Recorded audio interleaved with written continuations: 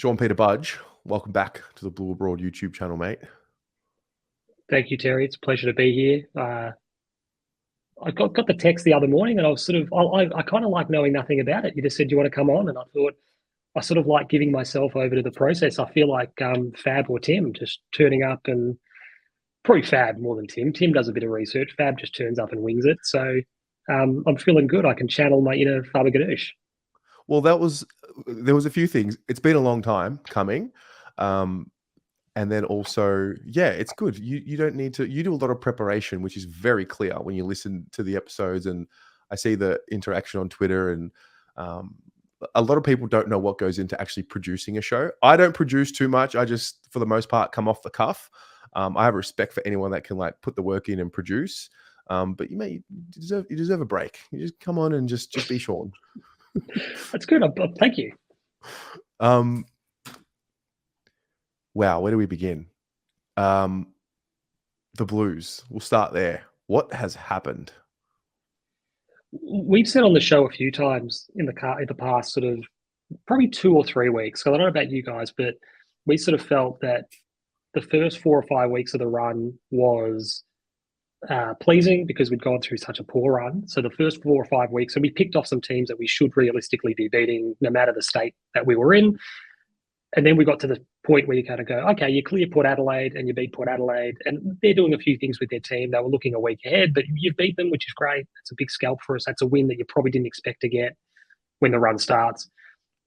And then you pick off Collingwood, and then you pick off St Kilda, and then you pick off Melbourne. And I think what's changed internally, I suppose, what's changed is actually kind of less interesting, less important than the fact that something has changed. And we've sort of said that a few times on the show. They speak about going down to Ed Kernow's joint and having a skinny dip or having some beers by a bonfire, and you go, that's fantastic. I actually don't really care what was said, who drove it, all that kind of stuff. But the fact that those conversations were had and they've netted the results that they have, that's really all that matters. There is, of course, a fascination that, okay, look, you want to be a voyeur and you want to what has happened, but to go from where we were, and we've said it on Twitter a lot, but at quarter time against the Suns, we were in the bottom 4. We were 1 goal 2 to 2 goals 6. They should have been further ahead. They should have been maybe 2 or 3 goals up. Maybe a little bit more. They were probably better value than a 10-point lead. At home against another bottom 4 team, we'd lost 8 of 9. It was as bad as it gets, and people can forget it or wipe that from their memory. But to go from that to where we sit at the moment is enormous amount of credit needs to go to everyone. And we've been more critical of most of the people at the footy club than some in the community. But when the time comes to give those people credit, we dip our lid 100%. Because whatever they've done, whatever conversations they've had, whatever criticisms there were, everything's been taken on board and everything's been funneled now in a really positive direction. And the footy club's finally playing the sort of footy that, we had all hoped they would.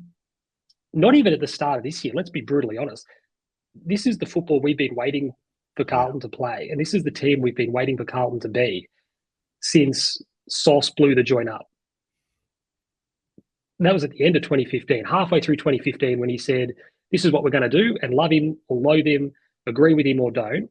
We're going to blow the joint up. We're going to start again. And we all went, okay, this is what we've been waiting for.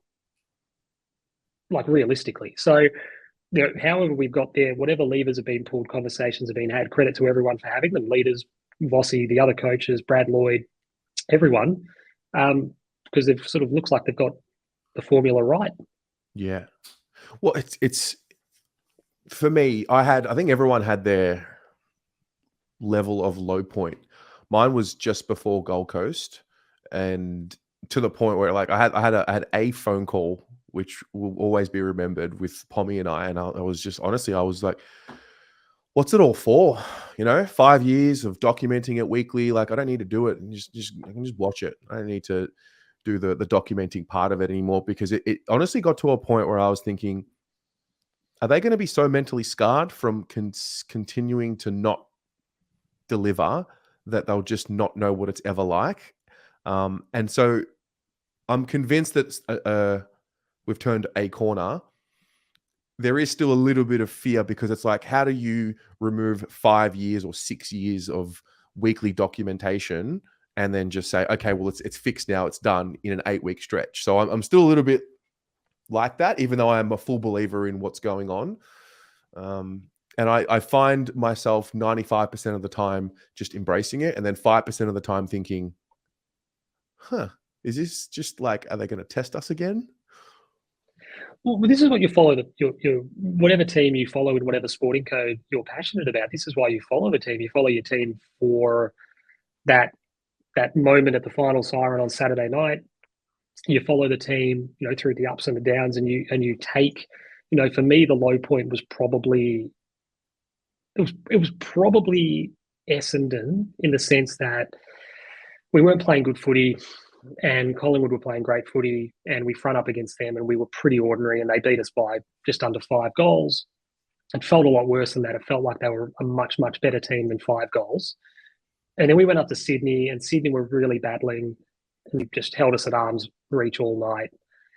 And we didn't give a yelp, and we kicked 6 or 7 goals again, and you just went, ugh. And then we rolled into Essendon, and they are like, they're mediocre at best. Yeah. And they just did us easily. And I just sort of looked at it and just went, there's no fight, there's no imagination, there's no but you just touched on it, and it was sort of like, not selfishly, but I remember thinking, we do the show every week, and I remember thinking, how many more times can we have the same conversation about the same things not being there, or doing the same things, making the same mistakes at selection, or getting our preparation wrong, or getting our activation before the game wrong, or starting the game poorly, or starting a second half poorly, or just not being in the contest. And you're sort of going, how many ways can you cut this? Because we've had this conversation, not even this year. Like, we've had this conversation 8 of the last 9 weeks. We had it for most of the back half of last year. We've had it for those pretty ordinary years in 21, 20, etc. Yeah, and there was this level of never going to abandon the team. Yeah. Like, Dad and I go every week. It's such a big part of our routine. We're never going to abandon the team, but it's kind of like, geez, something's got to give. Yeah. Something's got to give. Like, the footy club's got to something, whether it be blow the joint up again, which was some people were talking about, that was always an overreaction, or a turnaround. It was like, something's got to give here, boys. Like, and what is it? And what's the catalyst? And who's going to drive it? Not for any. I mean, I don't know anything about the internal and who's talking about what conversations are being had and anything like that. But at the peak of it, so say Essendon, my internal dialogue was, okay, what have I watched? I've watched us go through this exact same loss and, blow it up, or, make change, whether it's the coach or whoever else. And I'm like, what if they really are consistently having the conversations that they tell us that they were having, and they were really keeping it really simple on the inside, or whatever, because the message throughout the bad patch, in my view, was for the most part consistent. It just wasn't happening from a result standpoint. And I'm like, at what point is it just the players having to commit to something themselves? And I don't know if we'll ever will. Maybe when they've retired, and 5 years after they've retired, one of them will go on and be hosting a show and talk about what actually did happen. But I feel like just this compound effect took place of the little things that they were doing every week. And then, I don't know, I didn't feel like we fell over the line at any point until maybe Melbourne. And sometimes you need to fall over the line. And now I'm thinking, okay, now they've done the thing, they've found some confidence, and internally I'd be thinking that they wouldn't want to be letting it go, like, under any circumstance. And that's where I think the power comes from now, Well, and you've probably had these same conversations, with Blue Abroad, and that we've had, that, winning, like losing, becomes habit. And when you're not getting any reward, I think there's so many conversations to be had about the way we were playing footy earlier in the season. It was not complementary to the talent we had. So there's the idea of, how do you want to play football? But does that marry up with the talent you have at your disposal? Can the talent you have play the sort of football you want to play, or do you have to reverse that? And do you have to play the style of football that suits the talent you have? Zach Fisher sums that up for me. Zach Fisher was never going to play good football the way we were playing football in the first half of the year. So there's no surprise that he's come in. He's got a bit more of a license, and we play a little bit quicker. He looks better. And you don't tailor a game style around Zach Fisher, don't get me wrong. But as a microcosm, we were just playing such a poor brand of football. It was kicking 6 and 7 goals a week. It was delivering us horrible shots at goal. It was slow. It was turgid. It was uninspiring. It was everything. It was not going to win a game against, and it didn't, a game against middle of the table teams. Mm. So it wasn't going to win games against Collingwood or Melbourne or Brisbane or Port Adelaide. So whatever the wake-up call was for that, sometimes it's as simple as that. Sometimes it's as simple as someone saying it in the team meeting or the match committee or Brad Lloyd or, once again, we spoke at one point during the bad run where we said, does Michael Voss just need permission to tear up what you've been doing? Does he feel like he needs permission from a Brad Lloyd or a Greg Williams or Brian Cook, whoever it might be? You can change. We can course correct here, and it's better to admit that and do that than keep going the way you're going. Was it as simple as we're giving you permission to change? We're going to if you think that's what we need to do, we can abandon what we've been doing and try something else. Because I know sometimes that can be the thing, is we're going down this path and we're doing it this way, and this is what we've committed to doing. And it can be an admission of failure, shortcoming, whatever, if you change. And sometimes you need the permission. You need someone to say, you can do it, change. And then the other thing about that, and we spoke about it on the show, I think it was after the Saints game. For me, this is the first Carlton team for some people, it'd be their lifetime. Yeah. And for certain others, it would be 20 years. This is the first Carlton team that doesn't approach a game like the St Kilda game, a game like Melbourne on the weekend, and think, you know what? We've got a few outs. Harry's not there. Walsh is out. Chera's out. McGovern's out. Obviously, we've been without Williams for the whole season, et cetera, et cetera. Jack's out. Geez, Jack was playing good football. This feels like the first Carlton team in God knows how long that doesn't use that as an excuse. Mm-hmm. Oh, if we lose Terry, but if we lose, like, Harry's out, Chera's out, Walsh is out, McGovern's out, we're missing 5 or 6 good players. So if we lose by 3 or 4 goals, it's actually not a bad effort. We can take that. We can, No. This is the first Carlton team in God knows how long that fronts up to these sort of games and goes, no, we win. And we can win. We can win with the boys we got out there, and we'll win. We don't need... Yeah. And that's such an important thing. And I think that's been such an important step. You think about even under Judd, I mean, there was a game and the people watching will know it. I'm pretty sure it was against St Kilda. I'm pretty sure it was in 2012. And we'd had a decent start to the year, and we had the blip against Essendon, and we bounced back and beat someone the week after that. And then we had an opportunity to beat St Kilda, who were going through a little bit of a lull themselves. They kind of contended and then regressed. And we played St Kilda at Etihad. And the prize was simple. The prize was, if the Blues win tonight, which they're good enough to do, they'll be top of the ladder at around 6 or 7 or whatever it was. We couldn't do it. Mm-hmm. This expectation of there's something on the line. Yeah, you win tonight and you go top. Couldn't do it. It was just a bit much. It's a good point. Whereas this last couple of weeks is, you got to win. Yeah, you got to win. Keep going, keep rolling. You got to win. And the boys seem to, for the first time in God knows how long, a Carlton team seems to have embraced win. Yeah. The carrot is finals, and then it's not. It's a home final. Yeah. And it's so refreshing. It's so pleasing. Mm-hmm. With these guys that are out, conversations I did not think I'd be having 2 months ago, but with these guys that are out, that are going to come back in, I think there's 6 of them that have to come back in because they just have to come back in. How do you view those that are going to miss out?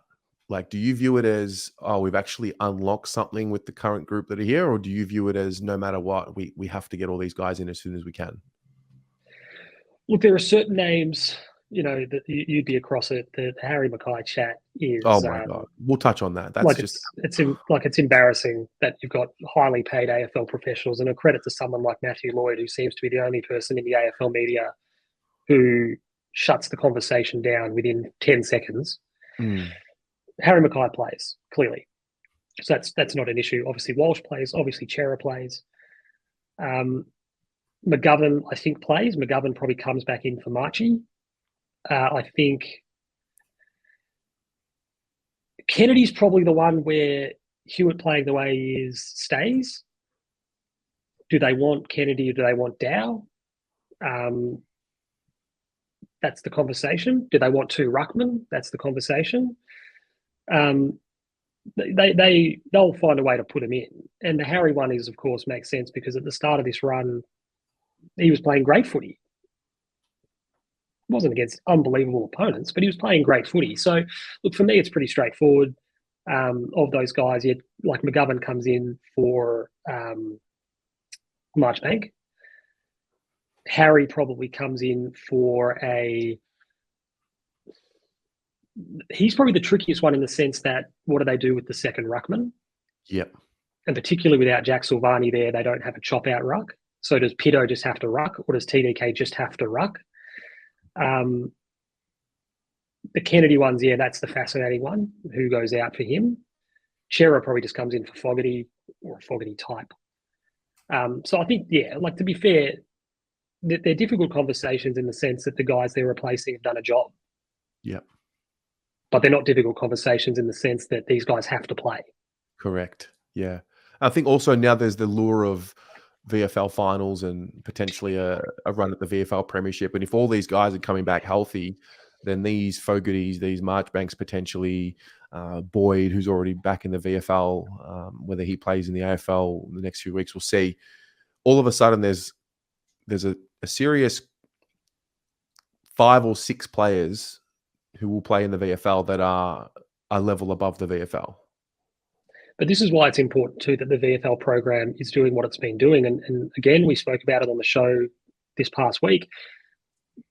For the first time in a little while, again, it feels like the club has kind of figured out what you use a VFL program for. We've probably left a couple of wins on the table. We're probably a couple of wins short of where the VFL team would like to be purely and simply because of injury.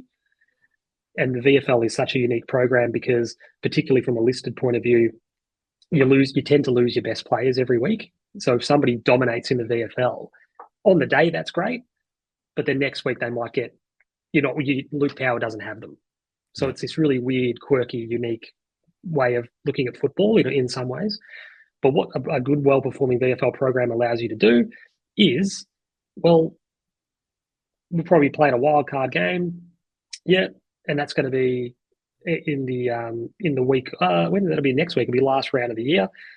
Go, well, if you want to keep your season alive, Fogg or whoever's playing down there, if Marchie goes, whoever it might be, Boyd, the opportunity's there for you. You're going to be playing a good game of footy. You go, if you play well, you stay in the conversation. Mm-hmm. If the season for the VFL ends, well, it becomes harder to pick A, B, and C from that program to come up to the twos, just as the ones, just because, you're not coming in on the back of form on the footy field, you're coming in on form on the track. It's not maybe quite the same thing. So that's why it's great to have those two programs in the mix for September at both levels, because one feeds the other. Yep. Yeah. You obviously have worked closely within the VFL for a long time. So how do you view, your thoughts on the VFL program and what makes a good VFL program, like, obviously have a lot of weight. Like, how do you view, where you are with Box Hill, and how do you view Carlton? So Box Hill is sort of a little bit different in the sense that it is an alignment, and it's a very good alignment, but it's not quite the internal program that Carlton has. Right. But when you start from scratch, like, to be fair, Carlton jumped too quickly to sever their ties with the Northern Blues in early 2020, I think it must have been. They didn't need to do it. They didn't need to sever that relationship when they did. the chatter was they always had designs on their own program, their own standalone program, in-house program, which they've gone to now. But given the climate and given the economic uncertainty and all that, they just didn't need to do it when they did it. And I think it actually set them back, because when the season came back around for 21, Carlton tried to get back in bed with the Den Bull Ants. They tried to get back in bed with Northern and strike the partnership up again. And Northern, being somewhat probably spurned a bit, said, no, well, you go and get you know what. And it just meant that they had to build a secondary program from scratch. That just takes time. And so long as AFL listed boys are going back, the team will be semi-competitive against standalone teams and some of the lesser light teams. But it just takes time to build a good program. It takes time to build out, like, not wanting to throw anyone in, but Box Hill and the Blues were meant to play a scratch match, not this past weekend, the weekend before, which just got cancelled because of weight of numbers. Basically, on the Blues side, they just didn't quite have the numbers to execute a game day. And there's a number of parts of that. When you've got to buy in the VFL, staff go away, volunteers I'm going away for the weekend, and it's simple stuff like that. But it just goes to show, like, the level of investment, the level of people it takes to execute a program is significant. So when Carlton decided to start from scratch, like, we were never going to be out of the gate great. It was going to take time, and it was going to take time for the coaches involved. Daniel O'Keefe did a pretty good job, but then Luke Power steps in this year. Luke Power hasn't properly coached his own team. That takes time. So I think credit to them, and the way the season's panned out, they've overcome some massive challenges. Fingers crossed, the win on the weekend against Casey for the Blues was massive in the VFL. But having that synergy between the two programs is so important, that they play the same style of football, they're coached the same way, the same expectations are present. There's continuity between the programs, so they play on the same weekends. It's so important. And for the first time again in what feels like a long time, they're in lockstep with each other. The alignment with Northern was okay, but it wasn't as good as it needed to be for the club to be as good as it wanted to be. So again, a couple of years into this standalone program, they feel like they've found their footing, and a bit like the senior team, they've almost found it kind of partway through a season, which is weird and interesting and not terribly convenient when you want to start the season well. But if you want to finish the season well, it certainly helps. Do you have any understanding as to why we would have 2 buys in 4 weeks, or how that buy situation even happens? No. Yeah, the VFL fixture is it feels like the quickest fix of all time. You've got 21 teams. Yeah. So you play everyone else once, 20 games. You have 2 buys, 22 rounds. You play the first week of finals in the pre-finals bye for the AFL, which means the grand final falls in the prelim final weekend. I don't know why, because even Box Hill didn't play. We didn't play Carlton or Werribee. They were the 2 teams we didn't play this year. And you're just sort of going, there's the easiest fix of all time. You've got 21 teams, everyone plays each other once, and you have 2 buys. Yeah. So the buys in the VFL are just, it's ridiculous. There's too many, and they're just weirdly spaced. And and like you said, you might go through phases where you have 2 in 4 weeks, or you have 2 in 12 weeks, and it doesn't make any sense. And it stuffs up the ladder too, because you got teams that, at some points during the VFL season, you had some teams that played 2 more games. Yeah, I don't understand. I'm missing something there. So no, you're not. You've got everything. It doesn't make sense. It's dumb. Back to the Blues. Well, no. Broadly speaking, we touched on the media comments around Harry Mackay. How do you watch mainstream media now? Being not only just being a content creator, but like I just, my whole consumption of footy media has changed exponentially in a matter of probably 3 years. Like I can't stand to watch it anymore on the mainstream, because I don't know whether what they're actually telling me on the TV is what they actually believe, or if it's what they've been told to talk about. And it baffles me. So I think there's 2 parts to me. I mean, you can answer this. I'll answer your question with a question. Do you find, I find it's hard to watch, because we usually record, most of the time we record on a Monday night. So we're just not in a position to watch those shows live, and I'm probably not interested in watching them back. I'm probably more interested in having them on in the background, if anything. So we don't tend to see a lot of it. Maybe if we do a Sunday, I saw a little bit of Monday night. Obviously, we recorded Sunday this week. But I just feel like once we get to those programs that the Carlton payoff is so small, it might be a 5-minute segment. And I'm Carltoned out from doing our show or doing Twitter or whatever. I'm actually footied out by the time we get to that stage of the week. You're just like, I actually don't. I've talked about it myself on the show with the boys for 2 hours, and I actually just don't. We've gotten it out of our system. I've decompressed it. I actually don't need to hear anything else. And then the second part of it, I think the problem is, and again, this isn't even a criticism. This is just an observation. But like someone like a Craig Hutchinson, who has obviously such a big footprint in the football conversation by virtue of his ownership of SEN and his appearances on Classified, they all have like a Stephen A or Skip Bayless mentality where he gets on Footy Class and he has to say Carlton should just trade Harry Mackay to Melbourne because it'll help Melbourne and Melbourne can give them pick 5 and 15 and it gives Carlton cap space. And I'm sitting there watching the clip on Twitter and I'm thinking, what do we need cap space for? and then you sort of go, and then so what are we going to do with pick 5 and 15? Oh, they can take 5 and 15 of the draft. And it's like, yeah, we don't need kids that are going to be ready in 2 and 3 years. Like, we want guys that are good now. And what we're seeing now is that Harry's out, which makes Charlie's job harder. So what if Charlie's out?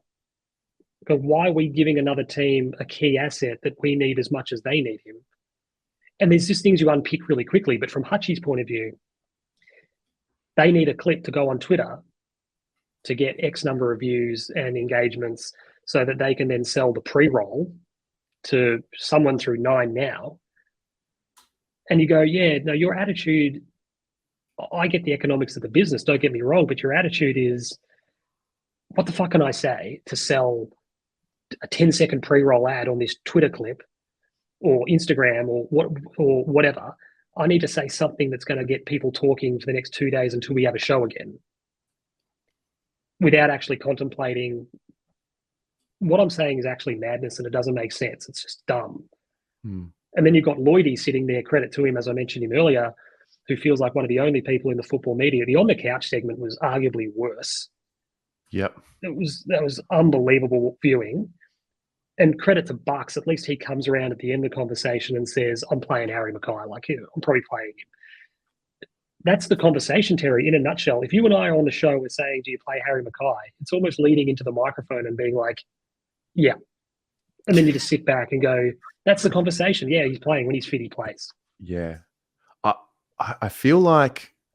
But sorry, that in a nutshell, those sort of conversations, and we can only speak to the Carlton side of them, they aren't terribly insightful. They're not terribly imaginative. They bring nothing of value to the overall conversation. And they're over in 5 minutes. And by the end of the 5-minute chat, everyone on the panel sort of agrees, no, it's dumb. It doesn't make sense. So you're kind of like, oh, what was the point of that? What was the point of that? You just sort of shrug and go, oh, then they move on to the next topic. And you're like, oh, okay, great. Thank you. Yeah. Well, the fact that a lot of them, all of them, the fact that anyone gets paid to say Harry Mackay should be traded from Carlton is the part that gets me. Like, and they get paid well. And like you said, they have a platform. And then I think deeper, like 10 years ago, 20 years ago, this was all we had. This was the only source of conversation apart from those we were having on the phone privately with our mates or at the pub or catching up over, lunch or dinner, whatever, was this only form of media. Now we have, such an open playing field now. I'm watching the mainstream with such intrigue, and it's like, are you guys going to get it? Like, are you not watching what's happening in the industry? Like it's moving really quickly. Well, that's why too, you wonder, they used to do it years and years and years ago, but like SEN would have, I'm pretty sure it was SEN, it might've been someone else, but they would have a segment, they would have different parts of their programming in the dead, like midweek segment slots where they would do like Club Corner. Yeah. And it was like, if you're a Carlton fan, listen at 8:30 on a Wednesday night because there's a half an hour block, and then after that was another team, and then predominantly the Melbourne teams, obviously for our market. And you sort of went, well, I'm more inclined to listen to that than to listen to 3 hours of Jared Waitley's show. No disrespect to Jared Waitley, but 3 hours of his show in the hope that I can catch the 4 minutes they might talk about us. Because, again, being selfish, I don't really care about a conversation about Collingwood or Richmond or... No, I don't care. I'm more interested in hearing about my team and the issues affecting us and how we're going to go this week or how we went last week. And the beauty of this content, the fan-driven sort of do-it-yourself content, is, that can be serviced. Yep. And, the mainstream, I think, you sort of touched on it, is very top line, very, here's the conversation, and we have to have it as quickly as we can because we've got to get to the next ad break or the next news break. Here's the conversation, and it doesn't really breathe, and it doesn't have any time to develop. And it's not that it's bad, but it's sort of just like, oh, okay, well, hopefully you talk about my team and you say something interesting, I suppose, and we'll see if that happens. Whereas if you watch Blue Abroad, or you listen to the Ian Prendercast or Navy Blue Corner or Almost Blues Brothers, whatever it might be, well, you know what you're going to get. Yeah. You see the time code and you go, we're going to get X minutes worth of chat about the subject I want to hear about. How do you reflect on episode 1 of the Ian Prendercast to where we are today? Everything. You got deleted. I'm pretty sure I deleted it. It's gone. Why? Like it's terrible. It was bad. No, so what? No, it was bad. Yeah, so we did the first one, and it was me, Fab, and one of our mates, and it was just more general sport. And I think I've said the story before. We would do like a little. When we spoke about footy, naturally we would get more passionate about Carlton because of Fab and I. We talk about the Blues, and the fact that it was called the Ian Prendercast was just ridiculous. But it was like a general sports chat. But we had a review when Tim came on board, and we just started doing just Carlton shows. Right. And the review was like, they've finally figured out what the show's about. Like, at least they've finally figured out what the show's a Carlton show. Like, they've figured it out. And I sort of remember seeing that on the Podcast Connect, I think it was. And I was like, yeah, fair enough. So very early, very scratchy, and you would sort of appreciate this as well. No sort of on-air chemistry as to who plays what role. So like, and I remember saying when people blew up at me about one of my many Twitter fracas, and I remember saying, might have been the Shea Bolton one. Like, they've all meshed into one. But I remember saying, like, we play roles. Yeah. Like, whether it be deliberately or not, and this sort of teased out the more you do the show, is that you actually you find yourself playing like a version of yourself, a character. Yep. So I'm sort of the gruff, terse, argumentative, you used to say we're the black hat. I'm sort of the one that needles the other two and whatever. And then, Fab and I, we're the ones that sort of really argue with each other. That's the conflict. And then Tim's sort of the quiet, even-keeled, glass half full Pollyanna. And once we kind of found that rhythm, that was when it really kind of, and you would again appreciate this. It sort of happens. It feels like it happens really quickly. It feels like you go from, I don't know if this is any good or no. And then all of a sudden you'll do a couple of shows and you think, oh, that actually felt all right. Yeah. We've sort of found that tempo between each other. So reflecting on the first one, and I've said this to a few people who, again, bizarrely, some people message us sometimes, and we said off the show, like, we're still staggered that like one person listens to the show, let alone the fact that there's like this little community of people that interact with us and each other. And we've got obviously a lot of cross-pollination, your channel and ours. But I always say, like, just if you want to do it, like, do it 100%. It's the easiest thing in the world to buy a mic, a podcast mic, a USB mic, and to get Audacity or whatever, and just do it. And just, you'll be bad. Like, it'll be bad. but just do it and keep doing it and just practice it and try different things. And one of the things that we didn't do initially is we didn't have a host. Like it was, I don't even know how to properly describe that, but we didn't have a host. And then I remember Fab was like, I think you should, not me, but he's like, I guess, I think someone has to host it. You host it. Yeah. And it was like, you steer it. And then when we started kind of doing that, you went, oh, okay, this is sort of coming together a bit. But it just takes time. It just takes time.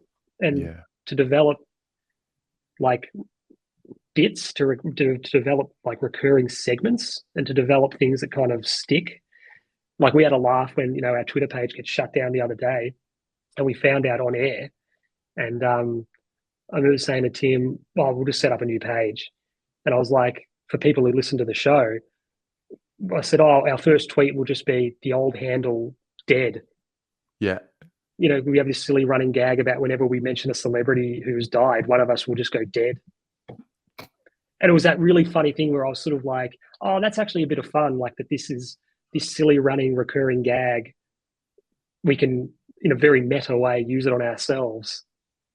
But that just takes time. It takes time to build that catalog of silliness that you refer back to. So first episode bad, deleted, gone. I didn't even keep the hard copy. It's gone. Yeah, I've got my first episode of anything was on SoundCloud.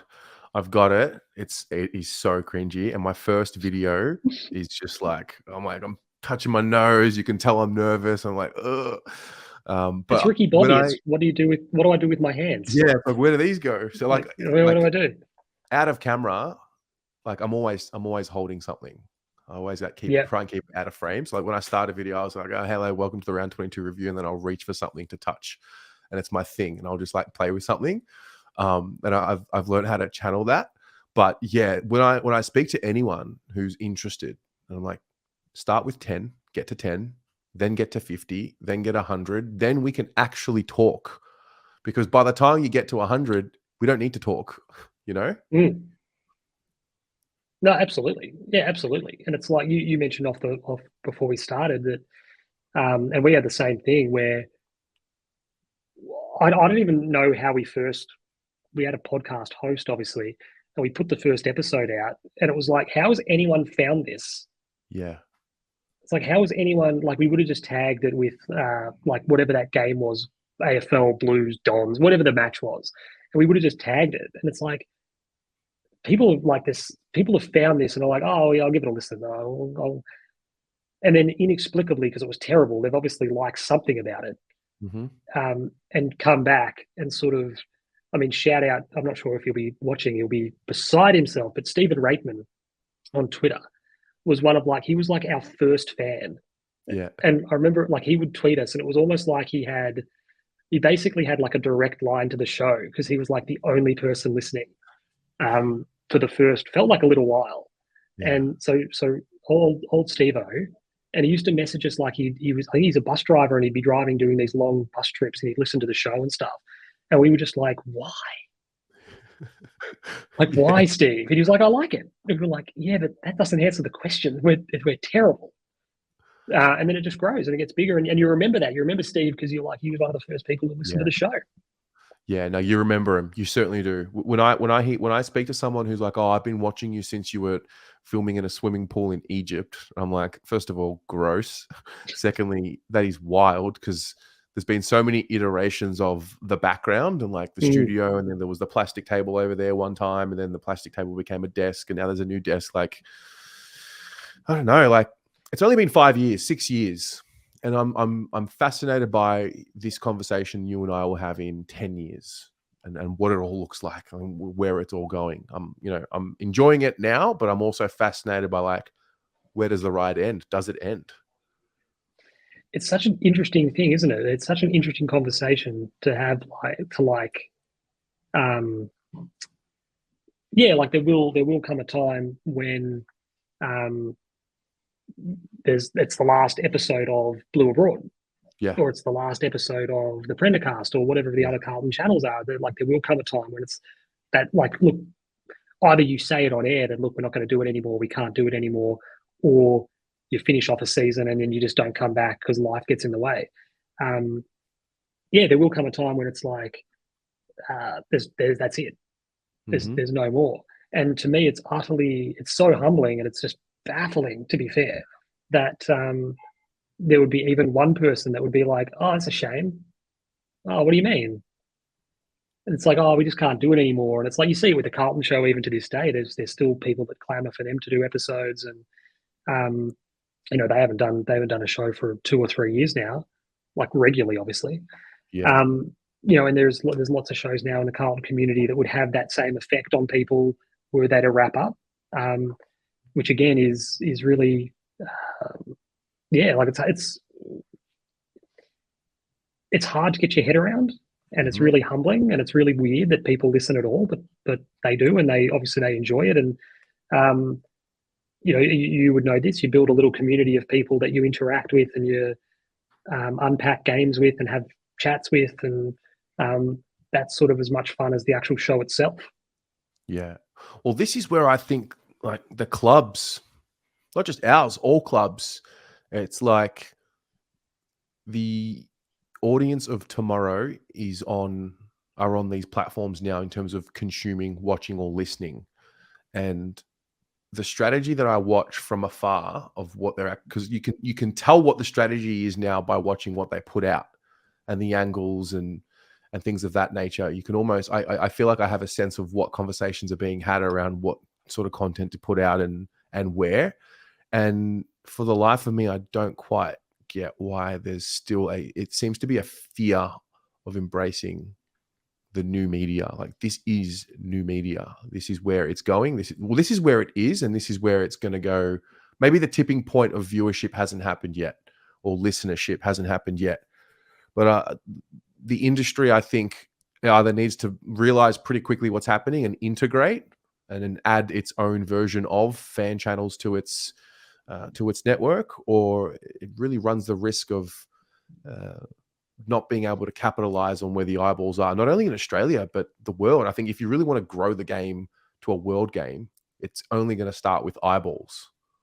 I think, no, I agree. And I think, look, we've got our own checkered relationship with the footy club, which is another conversation altogether. But channels like yours, and there's lots of it out there, on not just on your platform, but in the Carlton community. And maybe they have these conversations, maybe they don't. But there's more value in the footy club putting Jacob Wiedering up to do Blue Abroad than 3AW Sports Day. Yeah. It just is. And that's not diminishing 3AW or SEN, or because they've got audiences and they've got listenership and the like. And they reach a lot of people. But there's a bit of equity, like social equity, in giving that talent to the fan channels, because it's almost cutting the middleman out and it's going straight to the consumer.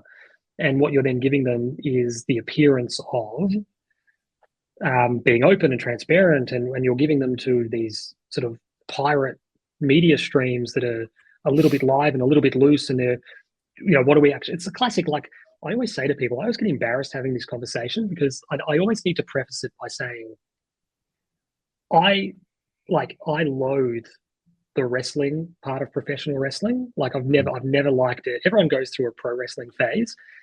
The wrestling itself is so incredibly boring, and I've never got it. But I could listen to podcasts about the road and the backstage politics and the storytelling, processes and the egos and all that. I could listen to that, and there's heaps of them. I could listen to those and watch those YouTube videos, and I do so often.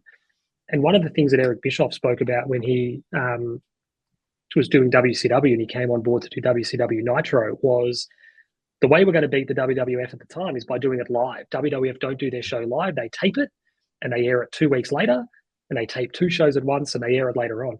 The way we're going to beat them is by being live. And what live does, in the same principle that doing a Blue Abroad or doing an Ian Prendercast or doing, any other of the Carlton shows, what doing those shows does is it tells the audience, this isn't scripted, this isn't confected, this is a bit more legitimate, this is a little bit more dangerous, because these guys they'll play nice, but they could ask fucking anything. Yeah.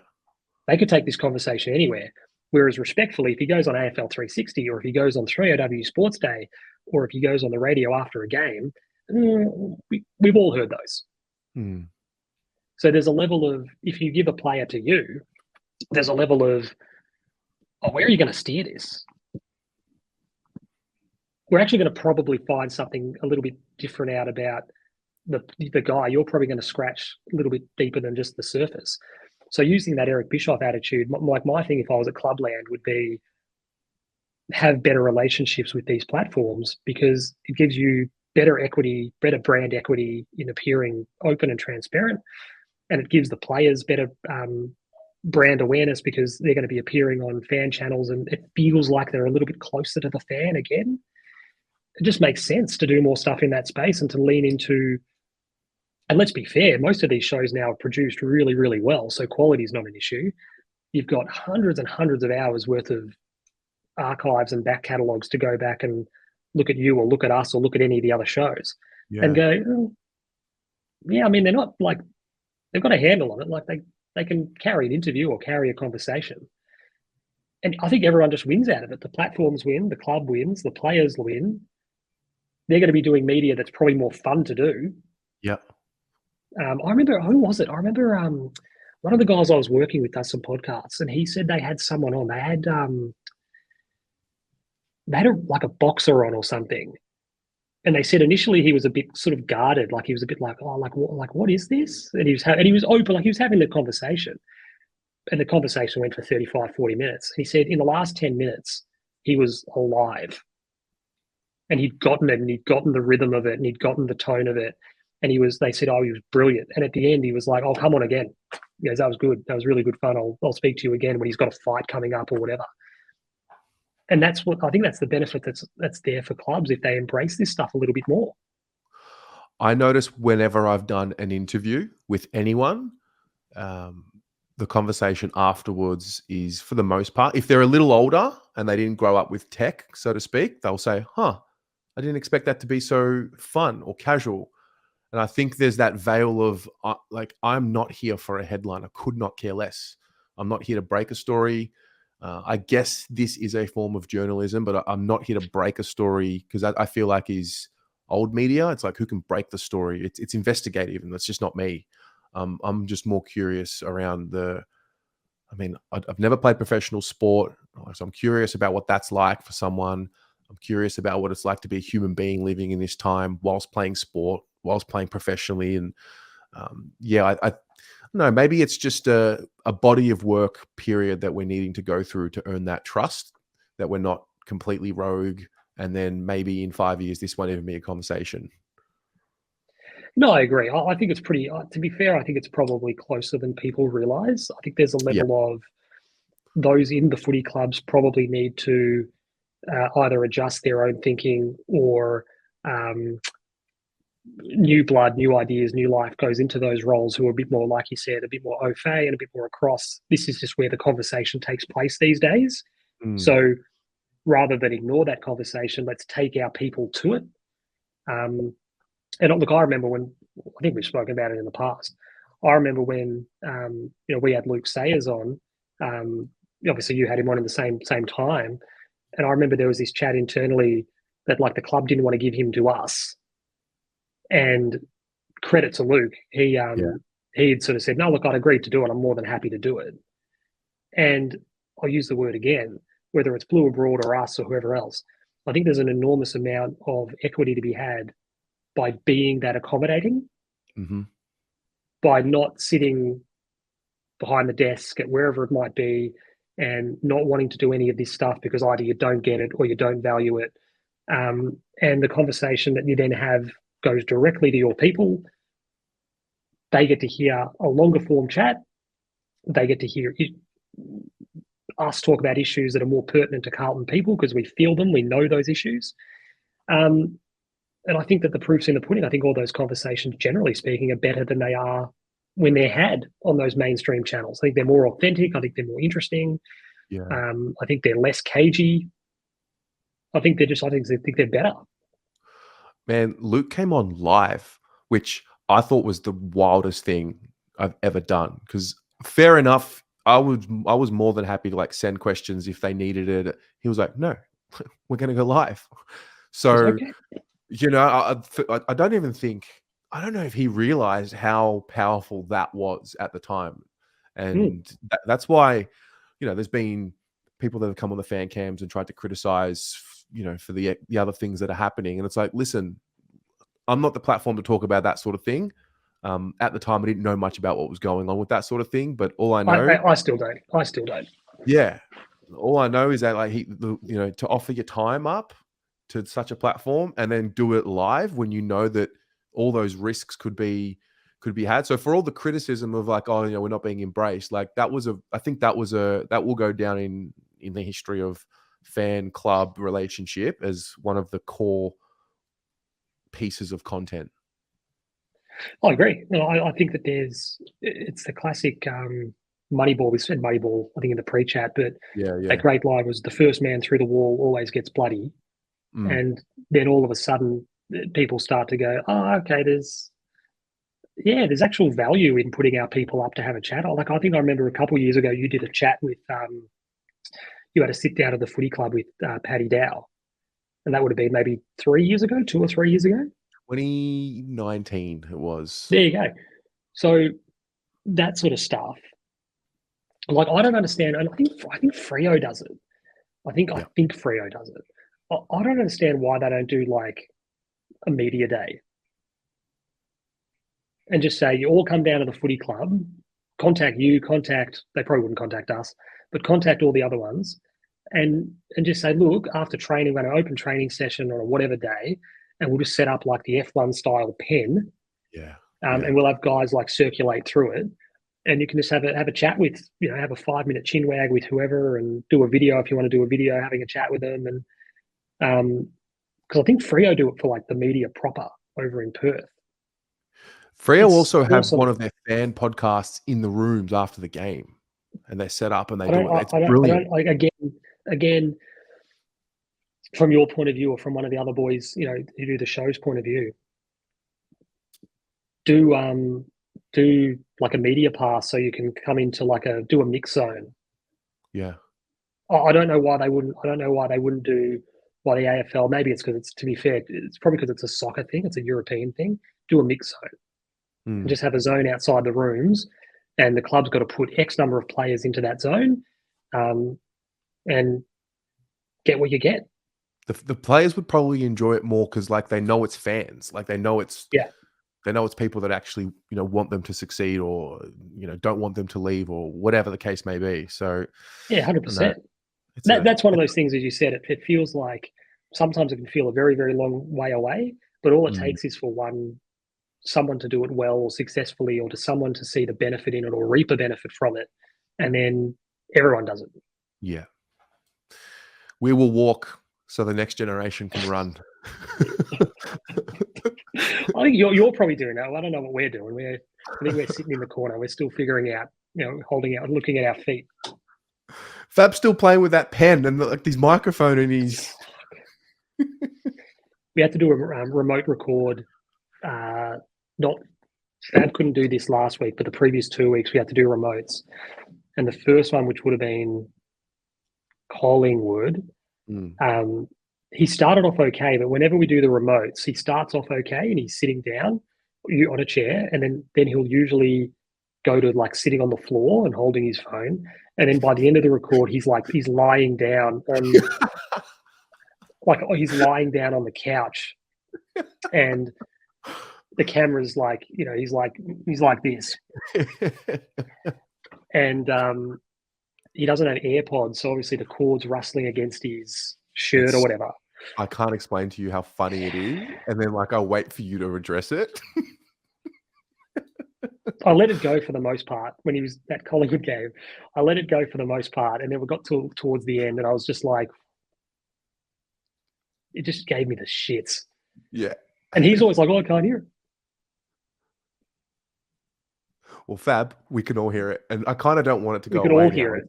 It's kind of like synonymous with Fab. Like it's he's just such like a, if anyone's seen him on any of the, he did, what did he do the other week? He did the show the other week. Fab. He sat, Jumper Punch. He's Jumper Punch because he sat in for Paolo, and he did that, and you sort of get a little bit of an appreciation, because we obviously only do audio, but you get a little bit of appreciation for, he's just a big oaf of a man. And I say that lovingly, but he's just a big, clumsy, silverback gorilla. And that's why whenever he has no finesse. So when we have the little boom mics when we do our show, Tim's pretty good. He's pretty gentle, and I know where to grab it and just rotate it. Whereas Fab's got these giant sausage hands, and he can't manipulate anything without sounding like he's rolling around in gravel. It infuriates me. Bless his soul. Two things. You mentioned the Twitter account was removed. Where can we find you? What happened? I mean, I know what happened, but for those that are going to be watching, what happened? Yeah. So, look, I'm actually, I'm feeling better about the situation now that I think the Prendercast handle going out on account of Melbourne fans was just a fate I just couldn't comprehend. Like Essendon or Collingwood or Richmond, let us go down against one of the big boys, not against Melbourne fans. Yeah. My assumption was somebody had reported a tweet we'd sent or something, which wasn't the case at all. So you might be the same thing. So when I set up the Twitter, you go through a phase early on where you get notifications, you get email notifications for everything. So I just went, I can't be dealing with every time you get a follower or someone responds. So I was like, I can't be dealing with this. So I silenced them so that then, that was ages ago. So that then now they all just go to junk or spam or something, all the emails from Twitter. And I didn't realize, I think you messaged me and I was like, oh yeah, I would have got an email. I would have got an email about it. So I went to the Prendercast email, and it was because of a tweet about Charlie Curnow will need to get shot. To get a free kick this week, he'll have to be shot. And hopefully the bullet will impact higher in the back just to make sure. And Twitter said you're inciting or glorifying violence. So they shut the account down.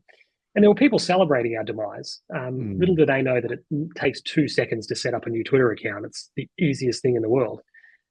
So I think we're just _Prendercast now.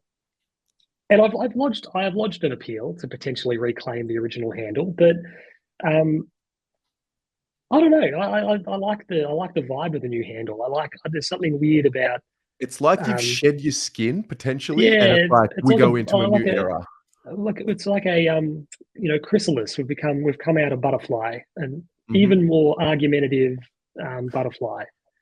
But so we just got a new handle. The old one might be reinstated. We have to wait and see. I check back periodically. Actually, hold on. Let's check live. Let's see if they've reinstated our X handle. This would be. Does anyone else look for the handle? Look for Twitter on their phone and have that moment of I can't find it, and then you realize I'm looking for the wrong app. I'm meant to be looking for Twitter, but I'm looking for X. I'm here looking now. I can just see. No, we've still got a ban, I think. I think my sense is it'll come back, but there's going to be some magical link to Carlton in some way when it comes back. I don't know exactly what it means yet, but I feel like, I don't know. I was wanting to do for any Lord of the Rings fans out there, I was wanting to do a Gandalf the Grey becomes Gandalf the White sort of thing. Become more enlightened and more profound with the new account. We've shed the old account. But no. So they've shuttered the old account, and like I said, there was an immediate sense of disappointment that it didn't happen after Richmond or Collingwood or a big final. It came after a Melbourne game. So that was disappointing. But in the end, like you said, I think my sense is it might be reinstated. Yeah. But if it's not, no. Who cares? We were meant to do. I called you maybe a month ago, maybe more, to do something, and then, to be honest, when I saw the account was suspended or whatever happened, I was like, it was my reminder. I'm like, oh, what the fuck? Because I mean, it was. What's funny to me about the account being suspended thing, it made me laugh about it was, outwardly it looked like, oh no, what's something massive? What's happened? It was like, no, nothing really. Yeah. Something big's happened. Something massive's happened. What have they done? And it's like, someone said someone said on a Prendercast scale, it's like a 1 or a 2. They've been banned. So, no, well, we've been talking about doing like a like a kind of super show, wasn't it? Was that the Mm. idea? I think we were talking about a debate of a topic, but like Oh, Super Show yes. is also, I mean, The is also the debate. vibe. I mean, it's cool. Like we're at a point now where there's each of the shows has built its own um audience, or it's more about building time. You've built time with your community, and so there's legs for each of these shows. So like it's always good to chat and connect. And I think one thing about online space, and this is where I'm finding it really interesting. I think I saw this week there was doxing and this and that and baiting and all of these with these accounts, and I'm like, the new generation of today, and maybe I'm starting for the first time to sound a little old and a little bit weathered, but I remember no social media. So I still have the mentality of whatever I would write about someone or to someone, I would have to be willing to say it to them. And I think a lot of the kids get caught now where they wouldn't say a lot of what they write. Not just the kids, I think a lot of people wouldn't say what they write on Twitter to these people's faces or things like that. So I think people can get caught up in the Twitter personality or the Facebook personality, and then the real person that you meet in life. Like I've met you a few times now. Like I know you. You know, we've broken bread over a podcast in the studio. You know, I think there's an element to like what you said there is absolutely spot on. And it's part of the reason why, like, I sort of laugh sometimes when, like, really Twitter, like even Twitter beef, like it's pretty low stakes. Like, and sometimes yeah, I have a bit of fun. I have a bit of fun with it when you kind of like, in the grand scheme of things, having a disagreement like with a complete stranger on Twitter. It's like just move on with your life.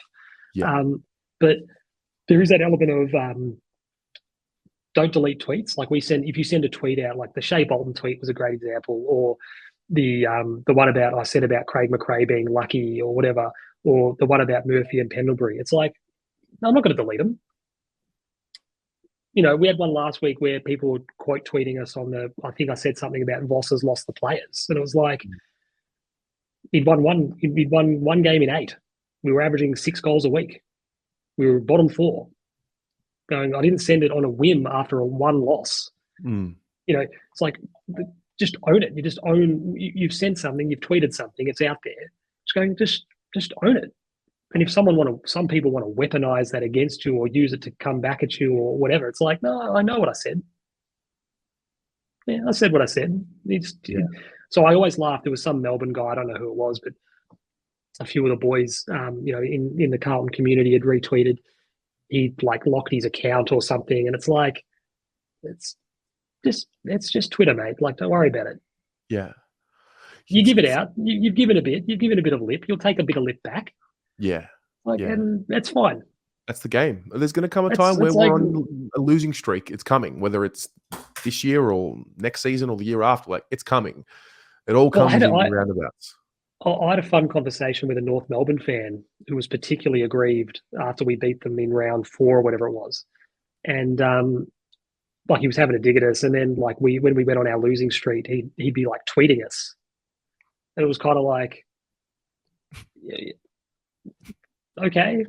It's like, yeah, fair enough. It's like, there will come a time like we're a better football team than you are at the moment. There'll come a time when you're better than us. Yeah. And when that is, I don't know, but it will happen.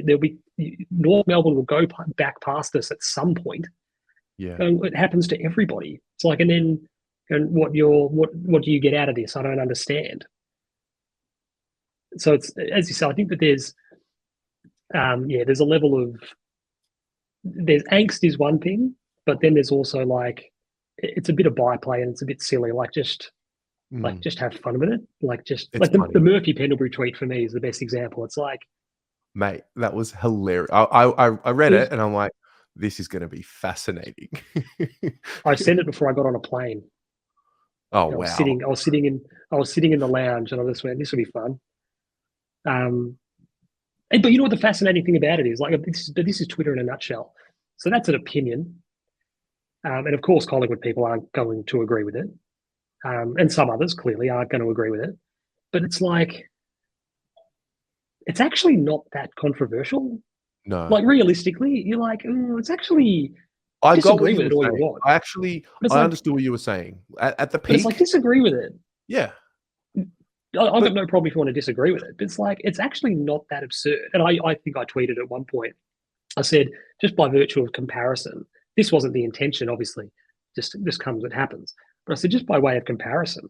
So I tweeted that at their best, Mark Murphy was a better footballer than Scott Pendlebury.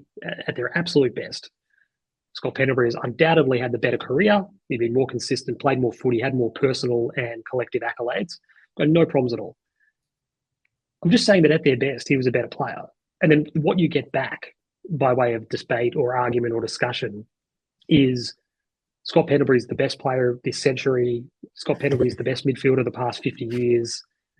Scott Pendlebury is the most consistent player of all time. And there was one other one. And I was like, all of those statements are more ludicrous than one I made. But it's like, but this is Twitter. And this is the fun of, it's like, no one sees that. You go, you've one upped a statement you think is absurd with an even more absurd statement. And yet I'm the one, like, it's this funny sort of thing. So that was good fun. I did have a good laugh about that because I knew that, and it's just fun to needle Collingwood fans because they're a bit simple. So that was part of the reason. They have forgotten how to lose. They've lost the plot, and it's beautiful to watch, honestly. I think it's because they're inherently, it's part of their marrow. It's like in a Collingwood fan's DNA to fear the worst. Even if they're real good. So even if they're real good, and they've had a fantastic year, and they've had the best year of any team in the competition so far. And they've had a couple of down weeks recently, and they lose, Nick Dacos is a great player, and they lose him for a few, and they lose. Their instinct is, we're done. Yeah. So they want to insulate themselves against this generational oppressive feeling of my father and my grandfather and whatever. They've all lived through this, the hope, and then the reality is we're just ultimately not quite good enough, or we just fall short. So I think that they have this thing of, they all fear, fuck, this was our premiership to lose.